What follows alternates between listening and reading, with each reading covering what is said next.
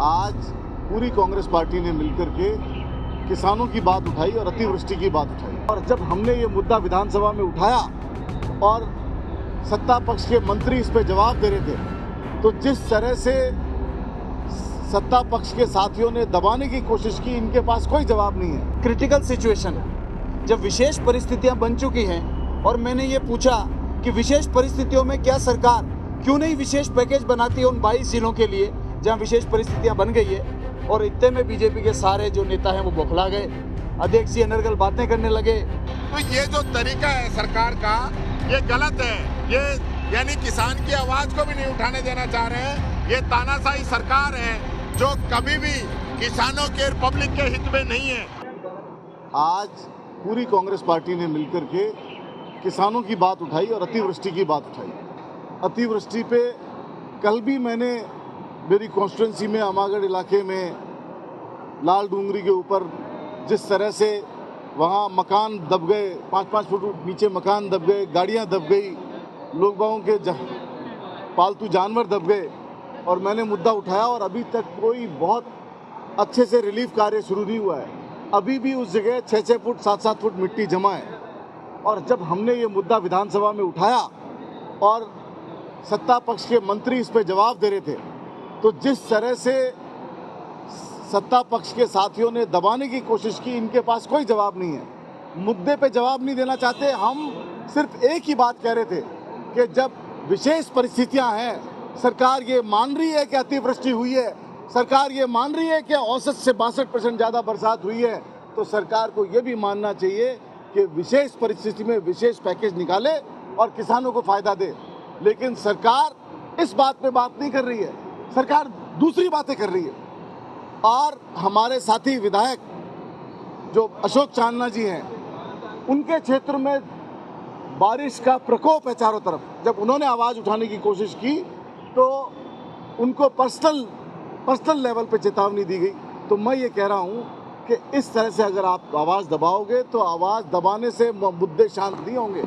अगर आप आवाज़ दबाओगे, हम मीडिया के सामने बोलेंगे, जनता के बीच में बोलेंगे और किसानों का मुद्दा उठाएंगे, किसानों को जायज़ मुआवजा दिला के रहेंगे। देखिए, राजस्थान में अतिवृष्टि की वजह से 90% किसानों की फसलें खराब हो गई हैं और आज कांग्रेस पार्टी ने बड़ी मजबूती से इस मुद्दे को उठाया।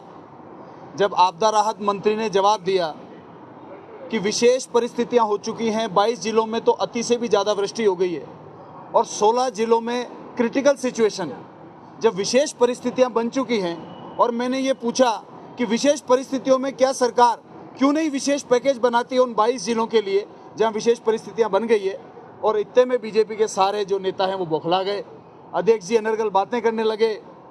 तुम कमाते हो, तुमको मैं बता दूंगा। एक सदन की कुर्सी पर बैठने वाले, इतनी बड़ी कुर्सी पर बैठने वाले अध्यक्ष को ये शोभा नहीं देता है। लेकिन इस मुद्दे को, मुआवजे वाले मुद्दे को, अगर बीजेपी के मंत्री सोचते हैं कि लड़ने से, धमकाने से कांग्रेस पार्टी के नेता और कार्यकर्ता पीछे हट जाएंगे, आखिरी सांस तक मुआवजे की लड़ाई को लड़ा जाएगा। बूंदी जिले में बड़ा आंदोलन हुआ है। पूरे राजस्थान के कांग्रेस पार्टी के जो हमारे विधायक हैं विधानसभा के अंदर पूरी मजबूती से लड़ेंगे। इसके ऊपर हम किसी भी कीमत पर पीछे नहीं हटेंगे। किसानों का जो सिंबल है ये ट्रैक्टर, इसको विधानसभा से जाने से रोका जा रहा है। ये पहली बार नहीं है, पहले भी ट्रैक्टर गए हैं, साइकिलें भी गई हैं, पैदल भी गए हैं, लोग ऊंट गाड़ी से भी आए हैं। तो ये जो तरीका है सरकार का, ये गलत है। ये यानी किसान की आवाज को भी नहीं उठाने देना चाह रहे हैं। ये तानाशाही सरकार है जो कभी भी किसानों के, पब्लिक के हित में नहीं है। आज यहाँ पे बताइए, हमारा ट्रैक्टर रोक दिया गया। आज फसलों के अंदर पानी भरा हुआ है, एक 1.5 महीना हो गया। ये हालत है। ये देखिए बाजरे की हालत, ये देखिए मूंग की हालत, ये देखिए तिल की हालत आपके सामने। हमारे इलाके के अंदर प्याज है, प्याज पूरी खत्म हो चुकी है। और ये इन लोगों ने अति कर दी है कि सरकार कितनी निर्दयी हो सकती है। लोग सोचते हैं या तो राम राजी हो जाए या राज राजी हो जाए। तो राम राजी हो गया, राम ने खूब बरसात कर दी, लेकिन राज ने जनता के आंसू पोंछने का काम नहीं किया। बिल्डिंगें गिर रही है, सड़कें टूट रही है, शहर जाम है, किसानों के खेत भरे पड़े हैं। जो बेचारा गरीब तबका है वो गंदे पानी में, बरसात के पानी में रहने को मजबूर है। उसकी छत गिर गई, उसका मकान गिर गया, उसकी दीवार गिर गई। लेकिन इन सबके बावजूद सरकार को 1% भी इन लोगों की चिंता नहीं है। तकरीबन कितने जिलों में खराबा हुआ है? लगभग पूरे राजस्थान के अंदर है। पूरे कोई ऐसा जिला नहीं बचा जहाँ खराबा नहीं हुआ हो। पूरे राजस्थान के अंदर परेशानी है, पूरे राजस्थान के लोग परेशान हैं। और सरकार क्या करती है कि हम राहत पैकेज जारी कर रहे हैं। मैंने निर्देश दे दिए कलेक्टरों को।